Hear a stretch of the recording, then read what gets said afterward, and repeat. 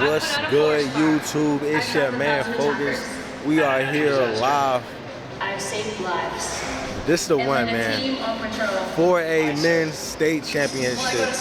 We got North Meck trying to repeat. They right back here versus New Hanover. They right back again, trying to get their face back. It's the rematch, man. You can't go wrong with that. Last year, Isaiah got it done along with North Meck.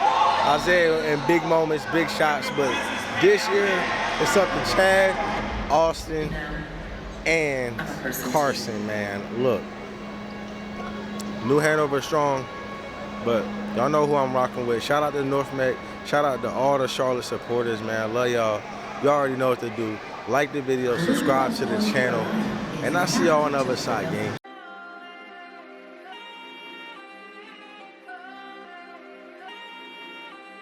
You go.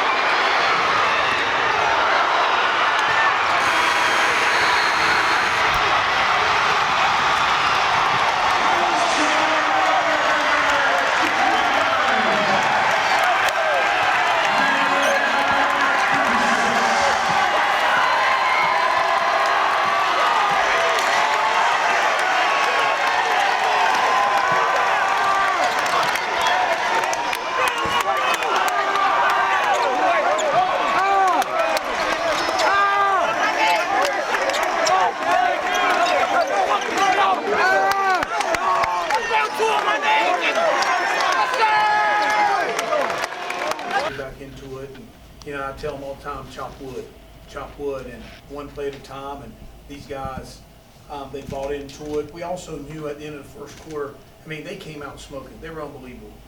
And hats off to them. They were 8-8 from free throw line and 5-5 for 3.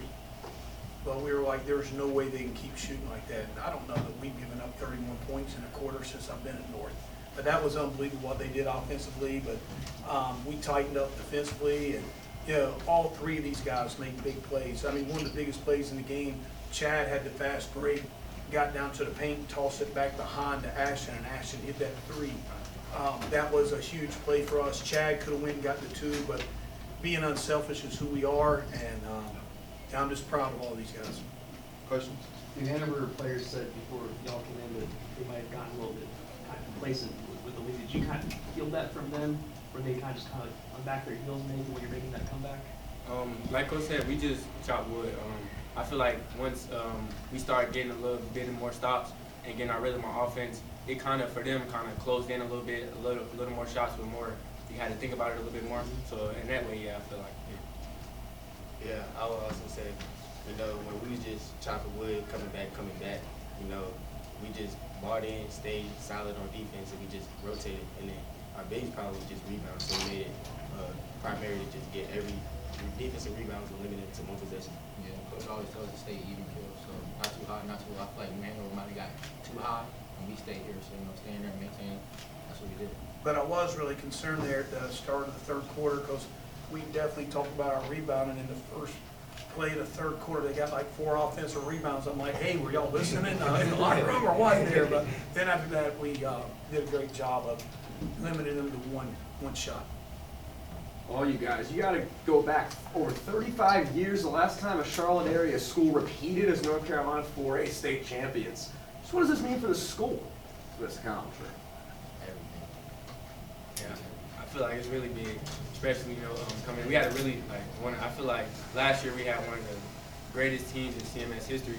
So coming back, Isaiah Evans, Trey Maxwell, Ezra, I feel like a lot of people didn't have us here. And just being able to prove everybody wrong, it means a lot. Yeah, a lot of people doubted us, even in the Charlotte area. So it's just, we just knew we was going to be back here again. We just all bought in from day 1 of summer workouts to now. And I would top on that one, they didn't have us winning our conference. They didn't have us ranked anywhere in their polls or whatever. And, sometimes that's motivation to guys. And, we've had a storied basketball program from Coach Holden. I took over for him and myself, but, we feel like we're always going to be in the thick of things. And I knew these guys, they always had the edge about them. And I said it in the interview out there, this is probably the best team I've ever had, as far as these are all good guys. Like, they're great kids. I don't have to worry about anything. They're just great people. And for them to be rewarded like this, and to know that they not proved the doubters wrong, but proved the doubters wrong, that no way we would be here, and for us to win it, it's really special. Not with these, but my other seniors that are over there. I mean, Kais Matthews, Greg Murray, and Zion Williams, they've been through it the whole time. And they said it, I'm rambling here, they talked about this summer, we went to Philly, we played the toughest competition we could. So they knew it. We went to Philly, played some prestigious Nike schools, we won. We went to the North Carolina 3. They put us against top teams, we won. So we're used to winning, and we played from behind multiple times this year. And we were down to Newton, who got beat in the state championship. We're down 16 to them, and we powered through in the fourth quarter. So these guys are winners. They understand, until the horn sounds, we always have a chance. Hey, Coach, so North Meck, you guys get to win, then Corvian Community, they get it on the buzzer beater. Lake Norman girls get it on the buzzer beater. What does that just say about basketball in the Queen City and the surrounding areas? Well, we feel like, New Hanover's really good. I really respect those guys. But, we feel like Charlotte basketball is probably the pinnacle. You've got to come play every night. Even the teams that are average, they're really good. It's just they're getting beat up by other really good teams. So, hats off to Lake Norman and Corvian, and I'm just glad that we're right here in the same breath with them again. Chad, third title for you. When you look back at your high school career, just what is it that has allowed you to be the catalyst on 3 championship teams and coach, if you can add any insight you have there as well? I just feel like just me being a point guard, I feel like throughout all my years in high school, I was always composed, being able to take care of the ball and being able to control the game from just point guard aspect. Also defensively, I feel like especially a lot of high schoolers don't take defense serious. And I feel like at the next level, I know at the next level that I'm gonna have to play defense. So I just feel like throughout my whole high school career, I was consistent with those two things.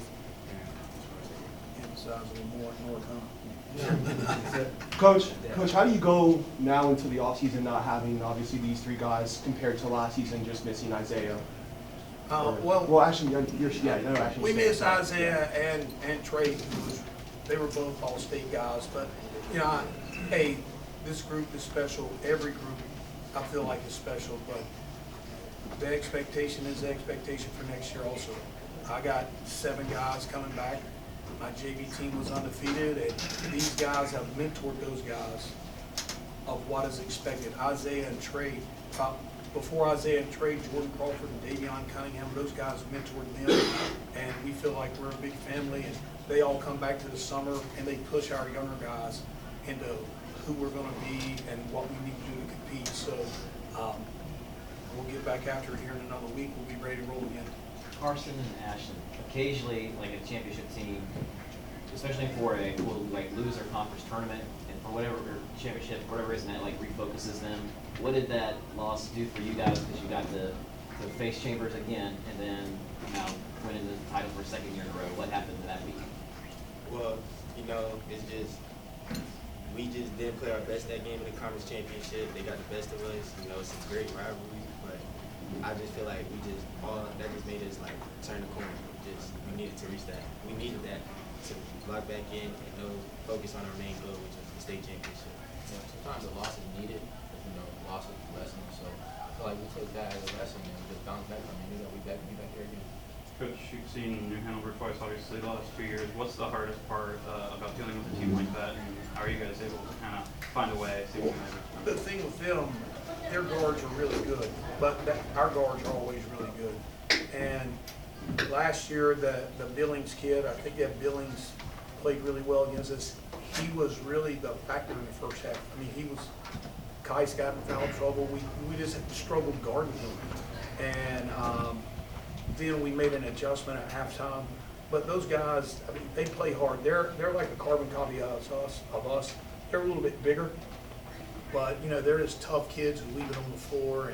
And luckily we made our run a little bit later than they did. But they're good guys. Our coaches are really good people. And yeah, I always hate to see somebody lose. Naturally, we're happy we won, but again, they had another great year. Carson, you were a big part of last year's team, but this year asked to do more as a scorer. How fun was it for you to go out there and put on a show today? And then, Coach, will you speak to his development as well after that? Yeah, I mean, it was a surreal moment. It's just everybody at North Meck. Coach Lewis, he does a great job into like setting roles, and we all buy into our roles and be a star in our role. So we take priority in that. And I knew this year coming in, I was gonna have to step up as a scorer. So I just worked 24/7, and then it paid off. And what I would say about Carson, he touched on what I would say. We sit him down and tell him, this is what I see you as. Sometimes coaches don't do that, but I sit them down and tell them where I see them at. But they also can go further than that.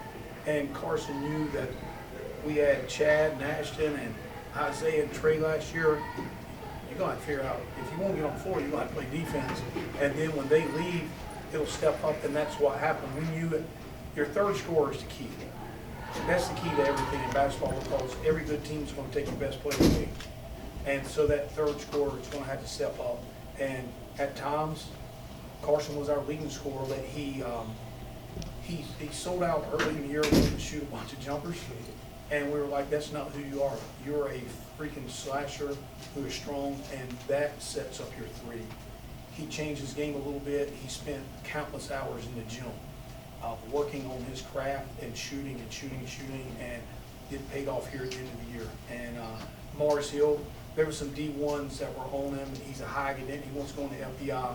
There is a lot of schools on him. He committed to Marshall, but they're getting a stud because he can play. He's a Division I player.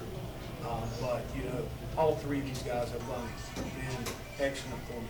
And leaders. Yeah, I mean, big-time leaders in the locker room.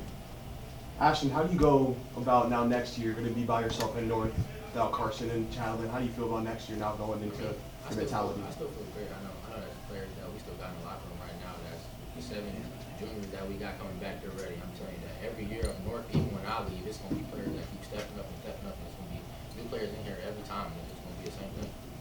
Jaden, the prop.